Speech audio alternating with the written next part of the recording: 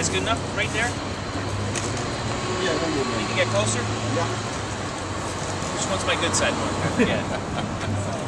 Yeah. You said neither. Oh, sorry. Make sure you're consistent. You're not going to see that anyway, so Right. someone ought to hold it. Right. Let's see here.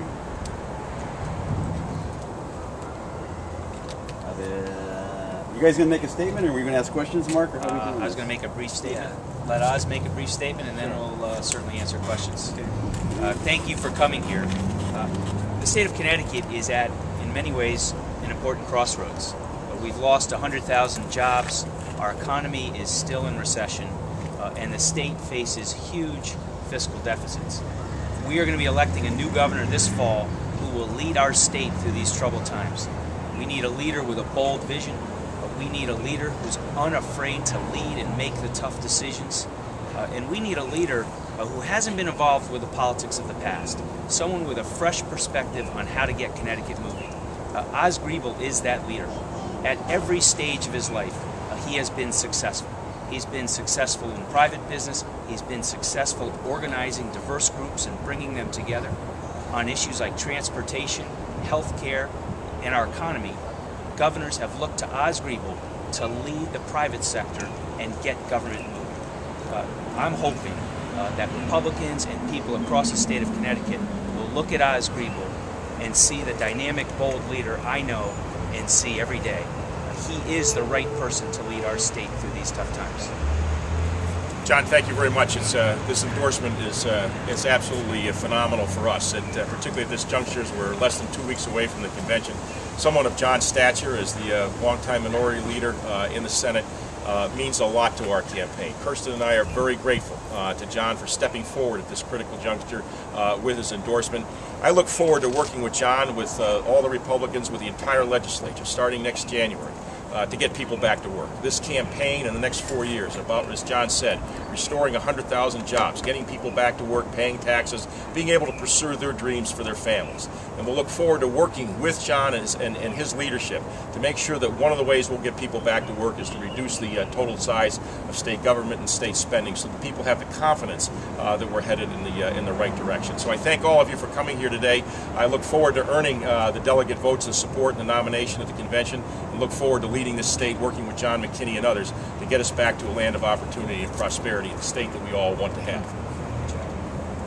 Thank you very much. Thank you very much. Questions? Can you remember what you were telling me earlier? We had a conversation with regard to delegates being uncommitted and how it's an open field. Do you remember that conversation? I do, Mark, and it is. As we've done our analysis, we're very comfortable that right now uncommitted is in front. That's why an endorsement like this is so critical. The endorsement by Senator Andrew Rohrbeck on Friday as well. The endorsement by Congresswoman Nancy Johnson. It sends a strong signal at a time when a lot of delegates are looking at a large field and trying to make their decision, quality candidates, trying to sort through the various materials, the phone calls we all make.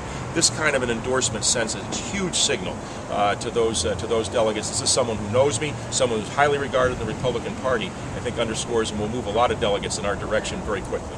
Senator, what turned it for you? I mean, you've got a lieutenant governor who's been in office for quite a while here, who presides over your body, has got plenty of experience in government. You've got Tom Foley, who's got some experience in government. What swung it to Oz for you? In a word, leadership. We need a strong leader with a vision how to move Connecticut forward. Not someone who's shackled with the partisan fights of the past. And in Oz's professional life, in his public service life, he has brought diverse groups together to solve problems. And we need a leader who's about solving problems, because Connecticut is facing some of the toughest problems we've ever had. Are you concerned that the delegates are going to be impressed with the deep pockets of Tom Foley on this race and Linda McMahon in the Senate race? Well, we have a lot of good candidates. I'm coming out now, and I think it's important to endorse Oz now, to say to my fellow Republicans at the convention, take a look at Oz Griebel. This is a man who can be the bold, dynamic leader our state needs, not just for the Republican Party, but for everybody in the state of Connecticut, because he's never been about doing what's right for a party or himself. He's been about what's doing right for everybody. But and that's what we need. It's basically unknown outside of Greater Connecticut. Well, that's why we're here. That's why we're here. Obviously, it would be easy to endorse the known. people have been involved in the system for a long time, whether they're lieutenant governors or ambassadors. I want people to take the same chance I took.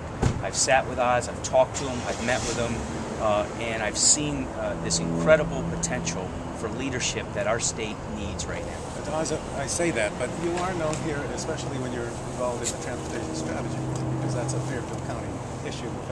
Oh yes, and I would say, Mark, like none of us is known to all 3.5 million people. We all have different strengths where we're known better than others. But the Connecticut's Transportation Strategy Board, back when I chaired it for those 5 years in the first part of this decade, I had dealt with a lot of folks down, including John, when we would have the various meetings down here to make sure that the priorities of this part of the state were addressed. So yes, I'd like to be known by more people. This is why this is so helpful. But what about the money bags? That's obviously an advantage. About the what? The money bags. Oh, that's obviously an advantage for Tom Foley. Sure, but I'm not. I had a great first quarter, Mark, as you know, in raising money that time. We're going to build this kind of endorsement is going to help us with that. Let's also face the fact that just because you have money, you have to earn the votes. And what John said here, I just want to underscore.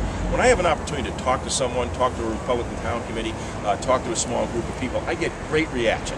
And I think what John's communicating here is that people are looking for that kind of passion, that kind of energy that really underscores leadership. And when I have an opportunity to have this kind of an interview or talk to people, we can convey that. And I think that at the end of the day outweighs money. How many of you do you think will qualify for the primary? Oh, I wouldn't speculate. Mark, we're going into this like everybody else. We intend to win. With this kind of endorsement, we intend to win the nomination. Right, but that with a 2- or 3-way primary, you think it's possible? Sure, I think that's possible, sure.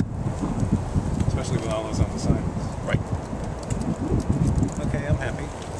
Thanks, Mark. Thanks. Thanks, Mark, very much. Thank you guys very much. Thank you. John, thanks. That's what we're going to do now, baby. Pam, have you met us? No, I haven't.